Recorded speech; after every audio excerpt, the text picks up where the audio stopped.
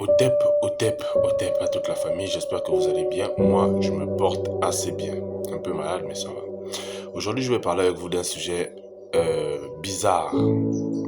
Vous savez, dans la Bible, il est dit 61 fois. Bon, je suis parti comme ça sur les réseaux sociaux et j'ai découvert, vous allez me corriger si c'est vrai, les chrétiens, qu'il y a au minimum 61 versets bibliques qui disent que Dieu est bon. Il y en a d'autres qui disent que Dieu est juste. Il y en a d'autres qui disent que Dieu est amoureux. Il y en a d'autres qui disent que Dieu est compassion. Mais c'est quoi la bonté? Lorsque vous entendez parler de bonté, vous reliez la bonté à tout ce qui est beau. Vous reliez la bonté à tout ce qui plaît. Vous reliez la bonté à tout ce qui est bien. Mais on peut constater dans l'humanité qu'il y a des individus qui sont nés.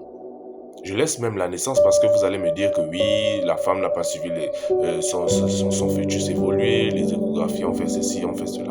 Mais il y a des gens qui ont grandi de manière normale et puis un jour dans leur vie ont eu un accident qui les a handicapés à vie.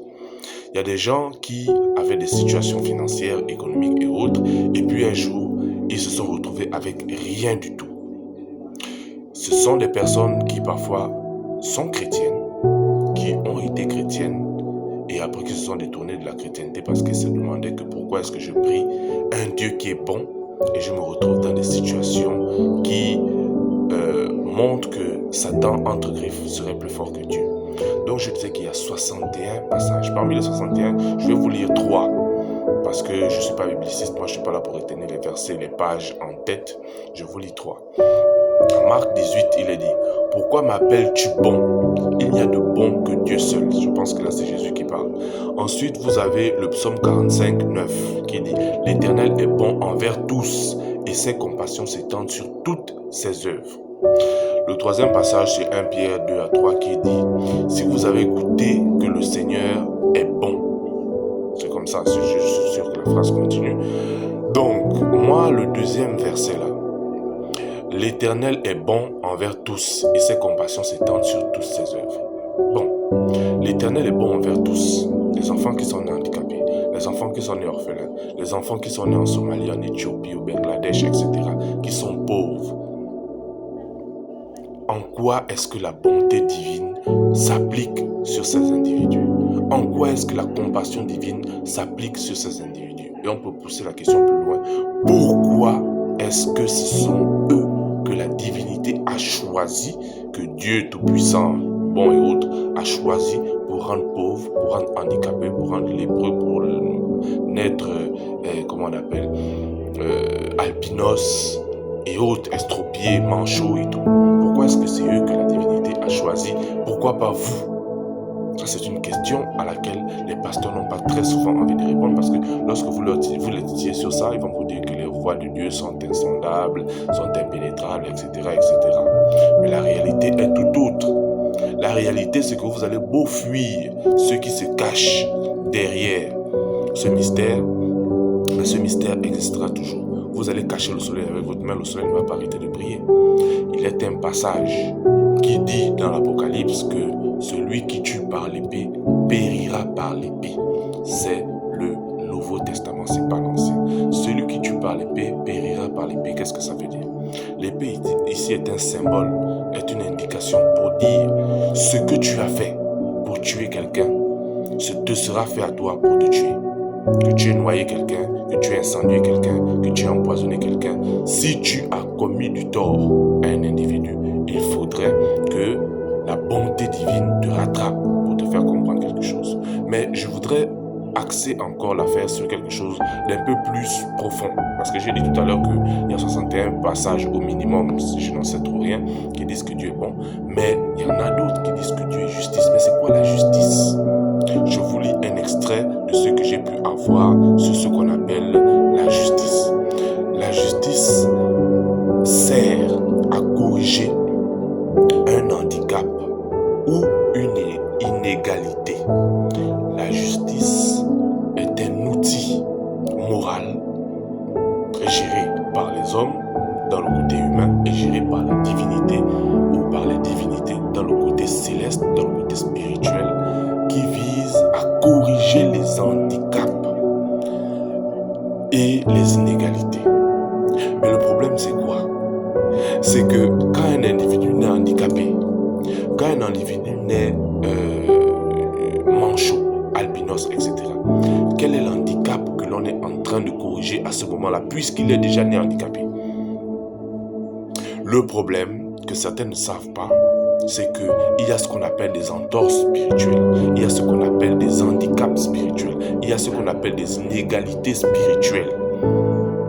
Ou alors, il y a ce qu'on appelle des répercussions spirituelles sur les actes physiques que nous posons. Vous l'aurez compris, je parle bien évidemment ici de karma. Il y a des handicaps spirituels, il y a des répercussions spirituelles qui sont faites sur les âmes de tous les individus qui causent des inégalités, qui causent des handicaps, qui causent des empoisonnements, qui causent des meurtres et autres. C'est ça qu'on appelle le karma. C'est-à-dire, tu as déséquilibré quelque chose, la nature, la divinité, dans sa bonté, va rééquilibrer la chose pour que tu la comprennes. Et c'est ça le symbole de la balance. Vous voyez, si vous avez une balance avec plateau, parce qu'il y a plusieurs sortes de balances, des balances commerciales et tout. Vous avez une balance avec plateau. Et le plateau, les deux plateaux de la balance sont équilibrés. Ensuite, vous venez, vous empoisonnez quelqu'un, la personne meurt. Vous tuez la personne, elle décède bien évidemment. Vous brûlez la personne, elle meurt. Ou bien elle a une brûlure au 2e degré, elle est défigurée. Vous coupez le membre de quelqu'un, etc. La personne est aujourd'hui handicapée. Vous avez causé un déséquilibre envers la nature, que la nature retient. Et que la nature, dans sa grande générosité, dans sa grande bonté, devra vous rendre. Dans quel but? Dans le but que vous compreniez pourquoi est-ce qu'il n'est pas bon de tuer, de noyer, de brûler, d'empoisonner, etc., etc. Autrement dit, les âmes qui reviennent avec des handicaps, les âmes qui reviennent avec des malformations, les âmes qui reviennent pauvres, sont des âmes qui sont en train de subir une leçon. Sont des âmes qui sont en train de subir une leçon de la divinité qui est bonne. Dieu qui est bon là, il est bon pour tous.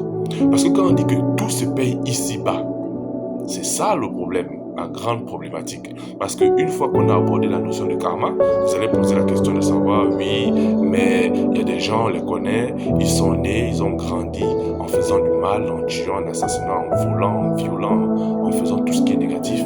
Mais ils sont morts avec des hommages dignes de rois et de reines. Nous avons beaucoup de dirigeants et autres qui sont passés par ce processus-là. Ils ont fait tout ce qui était négatif entre griffes, tout ce qui était déséquilibrant, tout ce qui était handicapant à niveau spirituel, mais ils sont morts comme des rois et des reines avec des honneurs encore plus. Donc, comment est-ce que ces gens-là vont périr par l'épée, entre griffes et épée, si eux, ils ont tué par l'épée? Il y a des dirigeants qui ont jeté des handicapés au large des océans. Il y a d'autres qui ont jeté les malfrats ou bien des individus qui leur avaient fait du tort dans des cages à lions, dans des cages à tigres. Comment eux, ils vont payer ça? Et un jour, vous voyez un enfant de 7, 8, 9 ans, 10 ans qui se retrouve dévoré dans la forêt par un tigre, qui se fait avaler par un boa, qui se fait tuer, qui se noie à la plage, etc.